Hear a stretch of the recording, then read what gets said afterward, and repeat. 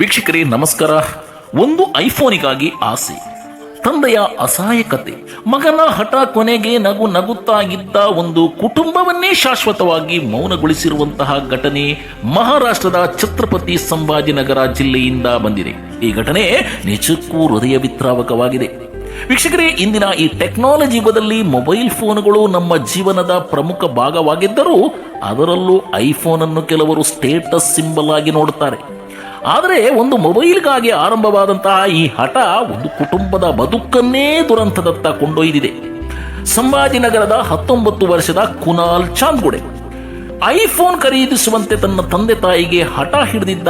ಆದರೆ ತಂದೆ ದುಬಾರಿ ಸ್ಮಾರ್ಟ್ ಫೋನ್ ಅನ್ನು ಕೊಡಿಸಲು ನಿರಾಕರಿಸಿದ್ದಾರೆ. ನಂತರ ಕುನಾಲ್ ಸ್ವತಃ ಐಫೋನ್ ಖರೀದಿಸಿದ್ದಾನೆಂತೆ. ಆದರೆ ಅದರ EMI ಕಂತುಗಳನ್ನು ಪಾವತಿಸಲು ಮನೆಯವರ ಬಳಿ ಹಣ ಕೇಳುತ್ತಿದ್ದ. ಪೋಷಕರು EMI ಹಣ ನೀಡಲು ನಿರಾಕರಿಸಿದ ಹಿನ್ನೆಲೆಯಲ್ಲಿ ಮನೆಯಲ್ಲಿ ಒತ್ತಡ ಹೆಚ್ಚಾಗಿತ್ತು. ಇತ್ತೀಚಿನ EMI ಪಾವತಿ ವಿಚಾರವಾಗಿ ಕುನಾಲ್ ಮತ್ತು ಆತನ ತಂದೆ ಮುರಳೀಧರ್ ಚಾಂದ್ಗುಡೆ ನಡುವೆ ತೀವ್ರ ಮಾತಿನ ಚಕಮಕಿ ನಡೆದಿದೆ ಎಂದು ಪೊಲೀಸರು ತಿಳಿಸಿದ್ದಾರೆ. ಇದರಿಂದ ಕೋಪಗೊಂಡ ಕುನಾಲ್ ಮನೆ ಬಿಟ್ಟು ತಿನ್ಗಾಂವ್ ಪ್ರದೇಶದ ಬೆಟ್ಟದ ಮೇಲೆ ತೆರಳಿದ್ದಾನೆ. ಘಟನೆ ಬೆಳಿಗ್ಗೆ ಸುಮಾರು 10 ಗಂಟೆ ವೇಳೆಗೆ ನಡೆದಿದೆ. ವಿಷಯ ತಿಳಿದ ಕೂಡಲೇ ಕುನಾಲ್ನ ತಂದೆ ತಾಯಿ ಸ್ಥಳಕ್ಕೆ ಧಾವಿಸಿದ್ದಾರೆ. ಪೊಲೀಸರು ಮತ್ತು ಫೈರ್ ಬ್ರಿಗೇಡ್ ಸಿಬ್ಬಂದಿಯು ಬೆಟ್ಟಕ್ಕೆ ತೆರಳಿ ಆತನನ್ನು ಸುರಕ್ಷಿತವಾಗಿ ಕೆಳಗೆ ತರಲು ಪ್ರಯತ್ನಿಸಿದ್ದಾರೆ. ಸ್ಥಳೀಯ ಗ್ರಾಮಸ್ಥರು ಕೂಡ ಕುನಾಲ್ನನ್ನು ಸಾಕಷ್ಟು ಮನವೊಲಿಸಿದ್ದಾರೆ.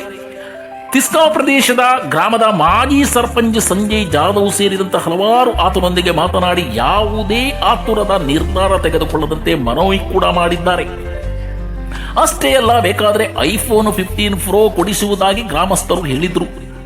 ತನ್ನ ತಾಯಿಯನ್ನು ನೆನಪಿಸಿಕೊಂಡು ಯಾವುದೇ ತಪ್ಪು ಹೆಜ್ಜೆ ಇಡಬಾರದು, ನಿನ್ನೆ ಮುಂದೆ ಉತ್ತಮ ಭವಿಷ್ಯವಿದೆ ಎಂದು ಕುನಾಲ್ಗೆ ಮನವರಿಕೆ ಮಾಡಲು ಬಹಳಷ್ಟು ಪ್ರಯತ್ನಿಸಿದ್ದಾರಂತೆ. ಆದರೆ ಎಷ್ಟೇ ಮನವೊಲಿಸಿದರೂ ಕುನಾಲು ತನ್ನ ನಿರ್ಧಾರದಿಂದ ಹಿಂದೆ ಸರಿಯಲು ಒಪ್ಪಲಿಲ್ಲ. ರಕ್ಷಣಾ ಕಾರ್ಯಾಚರಣೆಯನ್ನೇ ನಡೆಯುತ್ತಿದ್ದ ಸಂದರ್ಭದಲ್ಲಿ ಕುನಾಲ್ ಹಿಂಬದಿಗೆ ವಾಲಿದ್ದಾನೆ ಎನ್ನಲಾಗಿದೆ. ಆತನನ್ನು ರಕ್ಷಿಸಲು ತಂದೆ ಮುರಳೀಧರ್ ಮುಂದಾಗಿದ್ದಾರೆ. ಈ ವೇಳೆ ತಂದೆ ಮತ್ತು ಮಗ ಇಬ್ಬರೂ ಬೆಟ್ಟದಿಂದ ಕೆಳಗೆ ಬಿದ್ದಿದ್ದಾರೆ ಎಂಬುದು ಕೂಡ ವರದಿಯಾಗಿದೆ.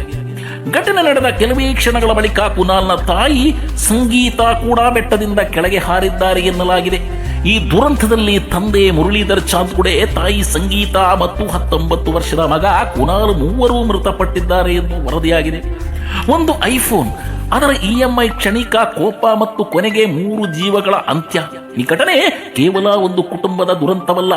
ಮಕ್ಕಳ ಹಠವನ್ನು ಪೋಷಕರು ಅರ್ಥ ಮಾಡಿಕೊಳ್ಳುವುದು ಎಷ್ಟು ಮುಖ್ಯವೋ, ಸಮಸ್ಯೆ ಎದುರಾದಾಗ ಮಕ್ಕಳು ಕೂಡ ಕ್ಷಣಿಕ ಭಾವನೆಗಳಿಗೆ ಒಳಗಾಗದೆ ಪೋಷಕರೊಂದಿಗೆ ಮಾತನಾಡುವುದು ಅಷ್ಟೇ ಮುಖ್ಯ.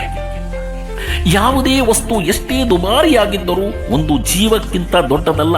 ಈ ಪ್ರಕರಣದ ಕುರಿತು ಪೊಲೀಸರು ಈಗಾಗಲೇ ತನಿಖೆ ಮುಂದುವರಿಸಿದ್ದು, ಘಟನೆಯ ಸಂಪೂರ್ಣ ಸತ್ಯ ತನಿಖೆಯ ನಂತರವೇ ಸ್ಪಷ್ಟವಾಗಬೇಕಾಗಿದೆ.